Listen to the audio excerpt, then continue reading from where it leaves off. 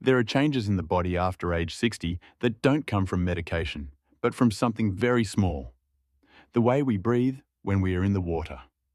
After turning 60, many of us begin to hear a familiar phrase: high blood fat or high cholesterol. No pain, no aches. Yet it brings quiet worry every time we hold a lab report in our hands. Some people take their medication faithfully. Some try to walk every day. But the numbers still go up and down. A reminder that the body no longer works the way it did when we were younger. Today, I'd like to sit down with you and share something very simple: breathing while swimming, a factor often overlooked, yet one that has a deep impact on blood fat levels and cardiovascular health after age 60.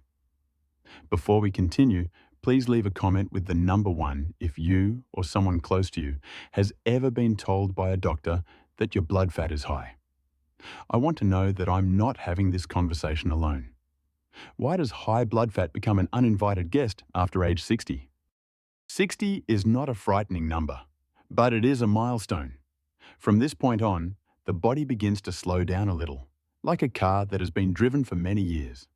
Still reliable, still strong, but no longer able to accelerate suddenly like it once did. Metabolism slows. Muscle mass decreases. Physical activity gradually declines. Fat, once used very efficiently by the body when we were young, begins to accumulate more in the bloodstream. What makes high blood fat dangerous is that it doesn't cause immediate pain. It is quiet, silent. Until one day, a doctor begins talking about cardiovascular risk, stroke, or blocked blood vessels to the brain. Many people ask, so is taking a medication enough? Most doctors in the United States give the same answer. Medication is necessary, but lifestyle is the foundation. And within that lifestyle, how we move and how we breathe plays a far greater role than we realize. Why is swimming especially suitable for people over 60? Not everyone over 60 can run. Not everyone can tolerate heavy, fast exercises or movements that place strong impact on the knees, hips, and spine. Swimming is different. In the water, the body's weight is supported. The joints are released. Muscles move gently but continuously. Many studies in the US show that swimming is one of the safest forms of exercise for older adults, especially for those with heart conditions, high blood pressure, or high blood fat. But there is one very important thing that few people talk about clearly. Not everyone benefits equally just by getting into the water. Some people finish swimming feeling refreshed and energized. Others feel exhausted, dizzy, with a racing heart. So what makes the difference? Breathing. Breathing while swimming. The missing piece. Many people learned to swim when they were young, or simply picked it up by instinct. They focus on how the arms pull the water, how the legs kick. But very few are taught how to breathe correctly. When breathing is wrong, the body enters a state of mild but prolonged oxygen deprivation. The heart has to work harder. The nervous system becomes more tense, and when the body is under stress, it does not prioritize burning fat. It simply tries to survive the workout. This is especially important after age 60. At this stage of life, the body does not need intense exercise. It needs smart exercise. How does proper breathing while swimming affect blood fat? Imagine the blood in your body as a river. Oxygen is the clean water that allows that river to flow smoothly. When we breathe deeply, evenly, and slowly, oxygen levels in the blood increase. The heart doesn't have to beat too fast. Blood vessels naturally relax and widen. In this state, the body shifts into a steady, fat-burning mode, rather than rapidly burning sugar as it does during intense exertion. Many cardiovascular specialists in the US emphasize moderate exercise plus deep breathing equals an ideal environment for improving blood fat levels.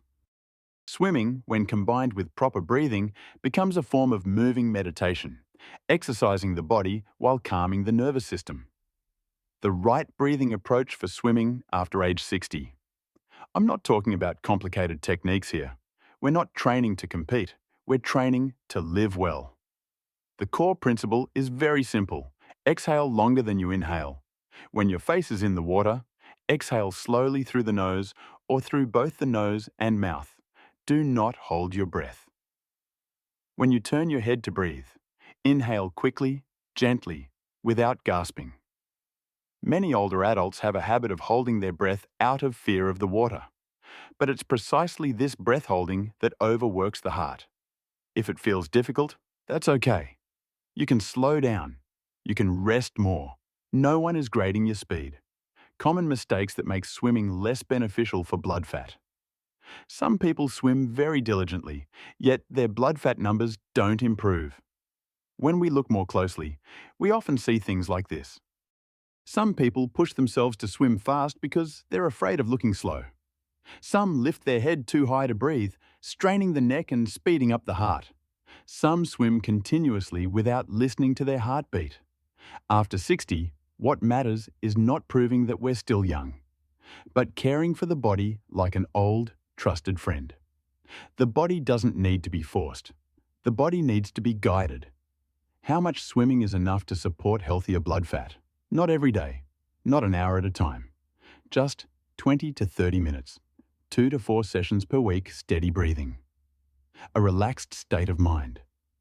Combined with sensible eating and regular monitoring, many people over 60 begin to notice gradual reduction in triglycerides, better control of bad cholesterol, deeper sleep, a calmer, lighter state of mind. After age 60, health is no longer about how hard we push ourselves. It's about how attentively we listen to our bodies. Swimming, when paired with proper breathing, is not just an exercise. It's a way of slowing down.